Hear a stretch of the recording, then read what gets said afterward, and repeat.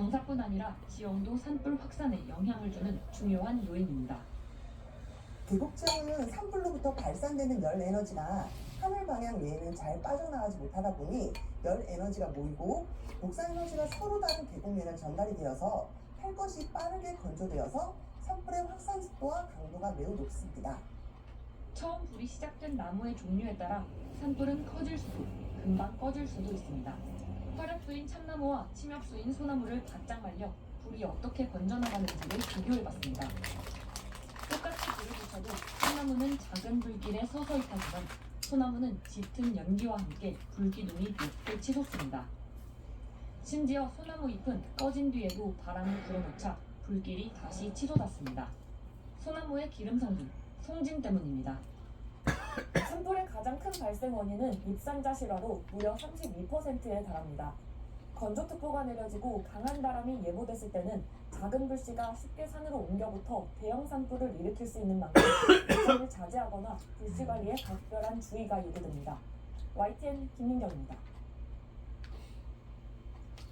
이재명 더불어민주당 대표가 지난 대선을 앞두고 대장동, 백현동 의혹에 관해 허위 사실을 공표한 혐의로 처음 법정에 섰습니다. 이래서는 검찰이 김만배 씨를 몰랐다던 윤석열 대통령은 조사도 안 하고 대장동 실무자를 몰랐다는 자신만 기소했다며 무죄를 주장했습니다. 나혜인 기자가 전해드립니다.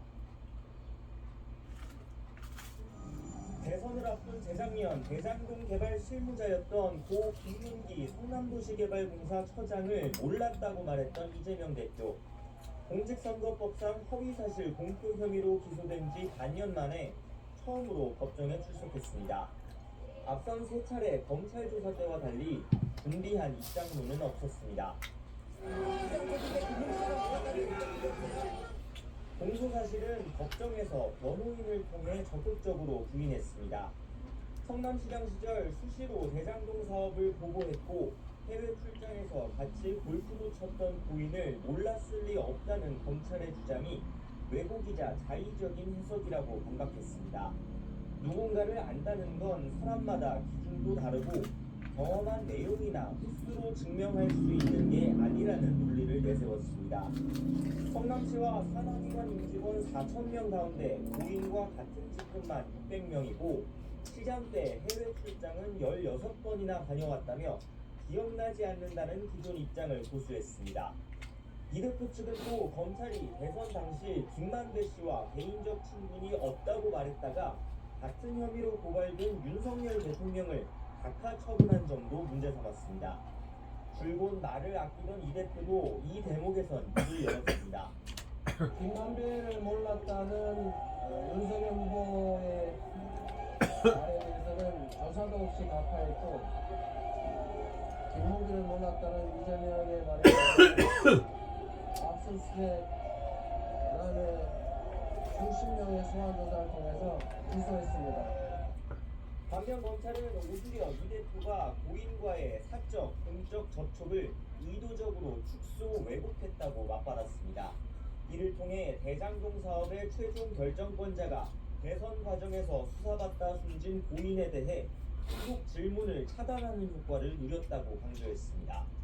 이번 사건의 또 다른 축인 백현동 땅 용도 변경 의혹을 포함해 이 대표 발언의 진위를 가리고자 양측이 신청한 증인은 40명이 넘습니다. 재판은 2주에 한 번씩 열릴 예정이라 올해 안에 1심 판결이 나올지도 미지수입니다. 아직 진행 중인 수사를 고려하면 이 대표가 언제까지 법정에 소개될지는 더 예측하기 어렵습니다. YTN 나입니다. 국민의힘 전당대회가 나흘 앞으로 다가온 가운데 오늘부터 당원 투표가 시작됐습니다. 과반 투표로 1차 투표에서 승부를 찍겠다는 김기현 후보와 막판 뒤집기를 노리는 경쟁 주자들 사이에 사활을 건 여론전이 뜨겁게 이어지고 있습니다. 엄윤주 기자가 전해드립니다. 여론조사에서 줄곧 선두권을 유지해온 김기현 후보는 과반 득표로 1차 투표에서 승부를 매듭 짓겠다고 강조했습니다. 나경원 전 의원을 포함해 예비경선 문턱에서 좌절한 윤상현, 조경태 의원까지 모두 하나 연대와 포용, 탕평의 이른바 연포탕 정신을 이어가겠다고 거듭 힘을 주었습니다. 지난해에는 대선 승리를 위해 함께 뛰었던 전해드리기도 합니다.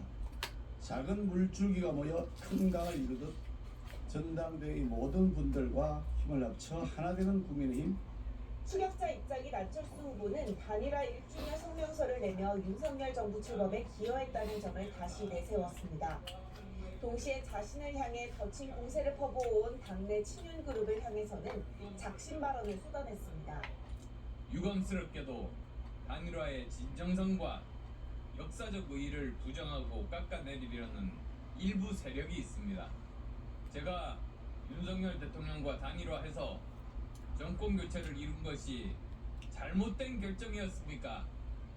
천하람 후보를 돕는 이준석 전 대표도 이문열 작가의 소설 우리들의 일그러진 영웅 속 인물들에 빗대 대통령과 당내 친윤계 의원들을 비판하며 측면 지원에 나섰습니다. 당원 여러분의 투표로 이 소설의 결말을 바꿀 수 있습니다. 천하람, 김용태, 허은하, 이기인 이 네 사람이 소설상의 나약한 한명태로 끝나지 않도록 김기현 후보의 울산땅 의혹 공세를 이어가던 황교안 후보는 이번에는 천하람 후보를 향해 색깔론까지 꺼내들며 보수 지지층 표심을 한껏 자극했습니다. 저는 사실은 이제 공안의 전문가 아닙니까? 공안부에서 여러 훈련과 작업들을 거친 사람인데 네. 그 천하람 후보의 다른 부처 구석에는 굉장히 위험한 말들이 많이 들어가 있습니다. 오늘부터 나흘간 국민의힘 역대 최대 규모인 당원 84만 명을 대상으로 한 모바일 ARS 투표가 시작됩니다. 투표율에 따른 후보들 간 유불리셈법이 복잡한 가운데 막판 지지층 결집을 위한 후보들 간 치열한 여론전은 투표가 끝날 때까지 이어질 전망입니다. YTN 엄윤주입니다. 이달은 전세 사기에 정부가 피해자 지원 대책을 내놓고 있지만 피해자는 대책에 실망감을 토로하면서 극단적 선택을 하는 일까지 벌어졌습니다. 보증금 변제와 대출 연장, 긴급 주거 지원을 핵심으로 하는 정부 대책의 실효성이 떨어진다는 게 피해자들의 한결같은 목소리입니다. 윤성훈 기자입니다. 빌라함으로 불렸던 김모씨 소유 빌라에 전세로 살던 20대 A씨. 임대인 김씨가 갑작스레 숨지면서 1억 1천만 원이 넘는 보증금을 떼일 처지입니다. 벌써 2달째 달만 둥둥 구르고 있습니다. 만약에 못 받을 경우에는 또 정말 어떻게 해야 되는지 이제는 진짜 막막한 상황이기 때문에 이런 상황을 대비해 들어놓은 전세 보증보험도 큰 도움이 되진 않았습니다. 정작 언제 보증금을 돌려받을 수 있을지 기약할 수 없기 때문입니다. A씨가 숨져 상속 절차가 진행 중인데 끝날 때까지는 돈을 달라고 신청할 수 없는 겁니다. 일단은 상속 1순위 부모한테 내용 증명 보냈는데 될지 안 될지 효력이 있는지 없는지 인정하기가 좀 애매한 상황이다라고 얘기를 들었고요. 기존 보호막이 제 역할을 다하지 못하자 정부는 부랴부랴 전세 사기 피해 대책을 내놨습니다. 핵심은 보증금 반환과 대출 연장, 긴급 주거 지원입니다. 하지만 건축왕 남모 씨에게 피해를 당한 뒤 극단적인 선택을 한 30대 남성의 사례를 보면 이마저도 부족했다는 점이 드러납니다. 숨진 피해자는 유서의 정부 대책이 굉장히 실망스럽고 더는 버티기 힘들다는 심경을 토로했습니다. 실제로 숨진 피해자는 후에 김사인에게 보증금 일부를 가장 먼저 돌려주는 정부 대책의 도움을 받지 못했습니다. 정부가 정한 상한선은 보증금 6,500만 원인데 불과 500만 원이 넘는다는 이유로 대상에서 아예 제외된 겁니다.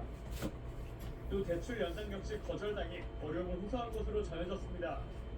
피해자들은 긴급 주거지원 대책마저 미봉책에 불과할 뿐 불안감을 털어낼 울타리가 되어주지 못한다고 지적합니다. 긴급주거지원 제도가 지금 현행 6개월에서 3번 연장을 해서 2년까지 살 수 있다고는 해요. 근데 연장을 매번 갱신할 때마다 불안함이 있을 것이고 아직 확실한 대답도 없고요. 안타까운 죽음을 막기 위해 말뿐이 아닌 피부로 느낄 수 있는 보완책 마련이 꼭 필요한 이유입니다. 탁상공론의 느낌이 많거든요. 현재 실제적으로 이걸 사용해야 될 사람들이 활용을 할 수 있게끔 현실적으로 보완이 되어야 되는데 아직도 그 부분이 좀 부족해서 YTN 유성훈입니다. 일본 정부는 일제 강제징용 노동자 소송 문제에 대해 한국 정부가 해결책을 마련하면 일사 후유 승리가 역사 반성이 담긴 과거 담화의 계승을 표명하는 방향으로 조율에 들어갔다고 요미우리 신문이 오늘 보도했습니다. 보도에 따르면 한국 정부는 2018년 대법원 판결로 배상 의무가 확정된 일본 피고 기업 대신 한국 정부 산하의 일제강제동원 피해자 지원재단이 배상금 상당액을 원고에게 지급하는 해결책을 조만간 발표하는 걸 목표로 하고 있습니다. 한국 정부는 징용배상 문제 해결을 위한 일본의 성의 있는 호응을 요구하고 있습니다. 일본 정부는 1965년 한일 청구권 협정으로 징용배상 문제는 해결됐다는 견해를 고수하면서 그에 반하지 않는 범위에서 가능한 대응을 검토해 왔습니다. 중국이 5일 발표할 올해 국내 총생산 성장률 목표는 5% 또는 그 이상 수준이 될 걸로 보인다고 중국 관영 매체가 전문가들의 전망치를 인용하는 형태로 보도했습니다. 공산당 기관지인 인민일보 계열 글로벌타임스는 4일 글로벌 경제가 하강 추세에 있는 가운데 고품질 발전을 유지하기 위해 정책 입안자들이 5% 혹은 그보다 높은 성장률 목표치를 발표할 걸로 예상된다는 것이 중국의 경제학자들과 기관들 견해라고 전했습니다.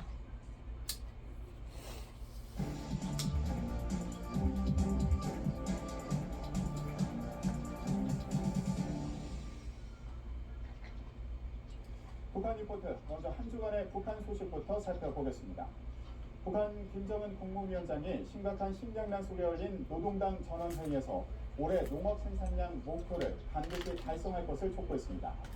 김 위원장은 나흘 동안 진행된 노동당 중앙위 제8기 제7차 전원회의 확대회의에서 올해 알부 토지를 점령하고 농업발전 목표를 달성해 나가자고 했습니다.